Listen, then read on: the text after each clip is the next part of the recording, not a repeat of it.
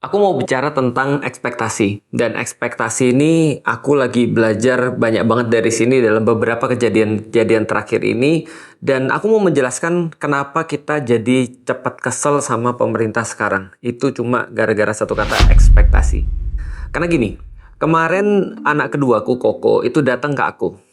Lalu terus kemudian kondisinya adalah konteksnya dia lagi nungguin pengumuman eh, tes pasca MPLS. Jadi ada semacam kayak ospek di sekolahnya dia dan tes itu nanti menentukan dia masuk atau tidak dalam jurusan yang dia pilih.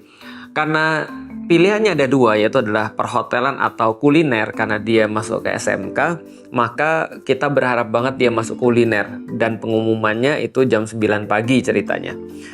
Kalau nggak salah ya. Jam 9 pagi itu dia tiba-tiba turun teriak-teriak. Wah, gagal nih, nggak dapat. Kok gagal nih, kok nggak dapat. Terus kemudian dia kasih tahu ibunya, ngasih tahu aku nanya, kok bisa nggak dapat gitu kan. Padahal kita yakin banget bahwasanya dia bisa untuk masuk ke kuliner dan itu memang sudah harapan kita gitu loh. Maksudnya kita punya ekspektasi untuk itu, kita punya harapan untuk itu. Setelah terus kemudian aku nanya, kok bisa, kok nggak dapat, terus gimana dan segala macam. Iya, kayaknya masuk perhotelan gitu kan ya. Nah, di tengah-tengah terus kemudian orang-orang pada kayak panik, terus kemudian kayak nanya kenapa. Dia ngomong gini, bercanda. Itu aku langsung kontan, langsung instan.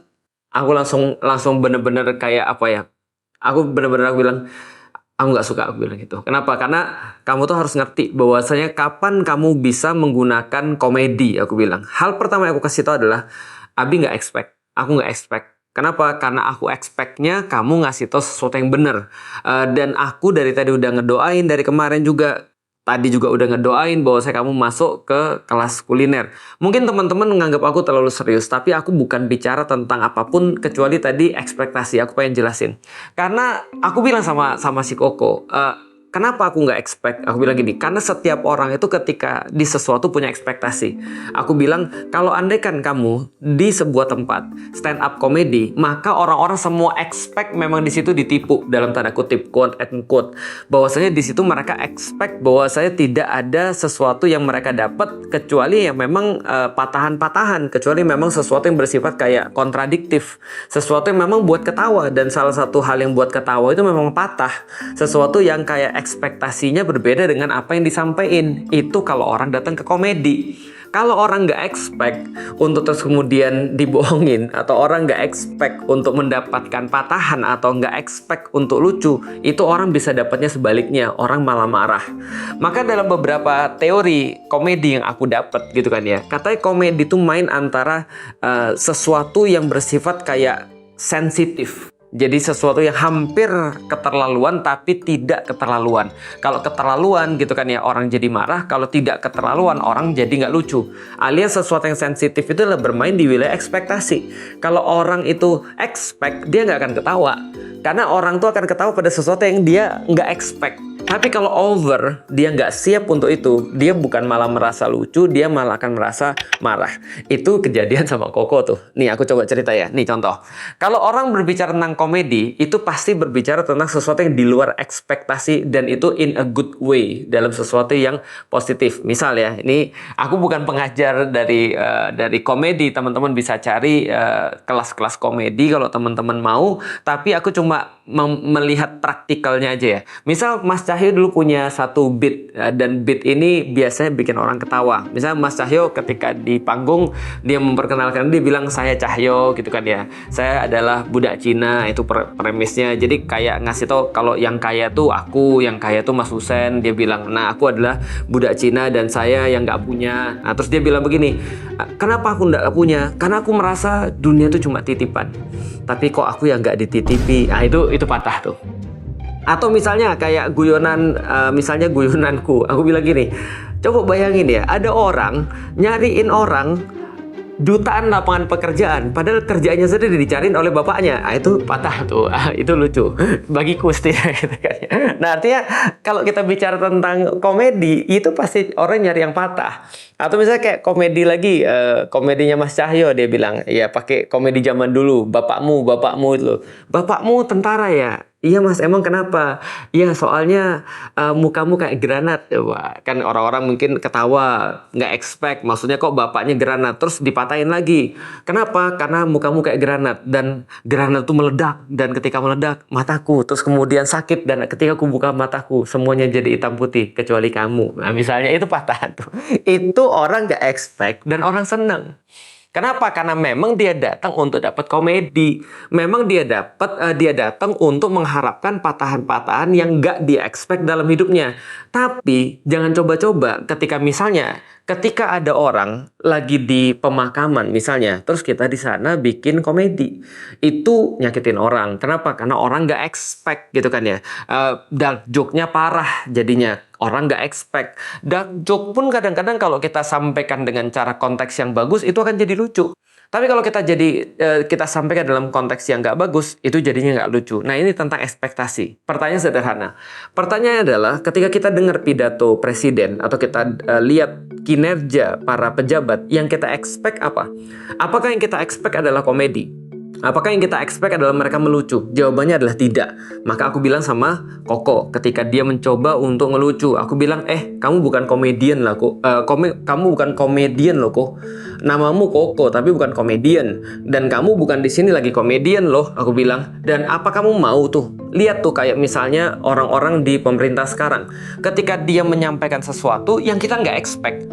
Dan dia pikir dia lucu gitu maksudnya. Dia pikir dia lagi kayak ngelucu. Nyampein pidato misalnya. Lalu terus kemudian pakai kertas. Lalu bilang, baca teks nggak nih?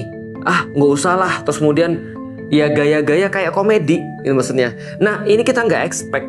Yang kita expect sebagai pemimpin, dia menyampaikan sesuatu untuk bisa memberikan kita informasi, memberikan kita arahan. Sebagai leader, dia di depan ngasih tahu apa yang bakal kita hadapi, apa yang harus kita siap-siap, ngasih tahu kepada kita progresnya sejauh apa. Itu aja kadang-kadang masih banyak yang salah. Tapi sekarang yang dilakukan oleh pemerintah banyak buat kita nggak expect in a negative way. Kenapa bisa begitu? Karena mereka sebenarnya mungkin juga nggak ngerti apa yang mereka coba untuk lakukan. Misal baru-baru ini, nggak cuma presiden yang pidato aja. Aku melihat banyak banget hal-hal yang nggak aku expect di mana-mana. Misal ketika kayak BGN baru-baru ini klarifikasi. Pertama-tama gini ya, aku kasih konteks dulu. Kepala BGN yang baru dilantik itu mengatakan bahwasannya iya saya tuh salah satu contohnya. Contoh bahwasannya dulu saya makan telur banyak banget sehingga saya sampai bisulan. Lalu terus kemudian ya sekarang saya bisa jadi kayak begini. Jadi dia tuh kayak mau ngasih contoh bahwa saya kalau kamu mau tahu pentingnya gizi, lihatlah gue dari nothing menjadi something, menjadi someone. Karena gue sering banyak makan telur kira-kira gitu, walaupun sampai kayak bisulan. Tiba-tiba terus kemudian omongan dia tentu saja jadi kontroversi. Yang banyak nanggepin adalah dokter ahli gizi yang bilang bahwa hoax yang namanya telur itu mengakibatkan bisul. Dan kayak setelah itu dia ngasih kayak ngasih kayak klarifikasi. Oh, aku kasih tahu ya. Aku ngomong itu sengaja biar memancing setiap orang-orang ahli gizi dan dokter agar mereka ngomong. Nah berarti aku berhasil dong karena kepancing lu pada. Aku bilang pertama ya, penting banget hidup lu untuk klarifikasi. Aku bingung ya, kenapa sekarang tuh ya orang-orang yang berada di pemerintahan itu lebih banyak sering untuk mengklarifikasi tentang apa yang dia lakukan ketimbang untuk ngelihat bener nggak yang dia lakukan tuh bermanfaat. Jadi semua klarifikasi tentang diri dia. Jadi semua tuh tentang aku nggak boleh jelek di mata orang. Tapi apa yang aku perbuat, bodoh amat. Ini problemnya nih, klarifikasi terus. Dan masalahnya yang kedua adalah, klarifikasi kayak gini, ini juga sama. Ekspektasi orang tuh apa? Jadi ketika kamu memimpin, orang tuh punya ekspektasi. Dan ketika bisa dia bilang, ini aku bilang bisulan tuh sengaja memancing. Inilah yang namanya lari daripada kenyataan, ngeles. Dan ngeles itu tentang ekspektasi kan. Kita expect dia terus kemudian mengatakan sesuatu yang serius. Ternyata dia bilang bercanda gitu kan ya. Ini problem daripada pemerintah.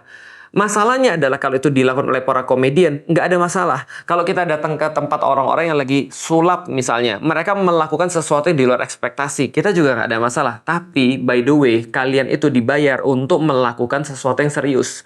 Karena permasalahan-permasalahan rakyat ini terlalu serius untuk dibecandain. Urusan-urusan serius dibecandain. Urusan-urusan canda malah diseriusin, dilaporin. Ini kan sudah stres orang-orang. Kenapa? Karena tadi ekspektasi. Sama kayak misalnya contoh ya, kita nggak expect aja sih ketika terus kemudian seorang presiden misalnya, aku nggak tahu ya. Terus terang aku ngerti sih. aku ngerti teman-teman mungkin sudah pada satu titik di mana teman-teman merasa bahwasanya kok kita bahasanya presiden terus, aku bahasanya presiden terus, atau aku bahasanya wakil presiden terus, atau aku bahasanya adalah pemerintah terus. Jawabannya sederhana, karena beritanya ada terus.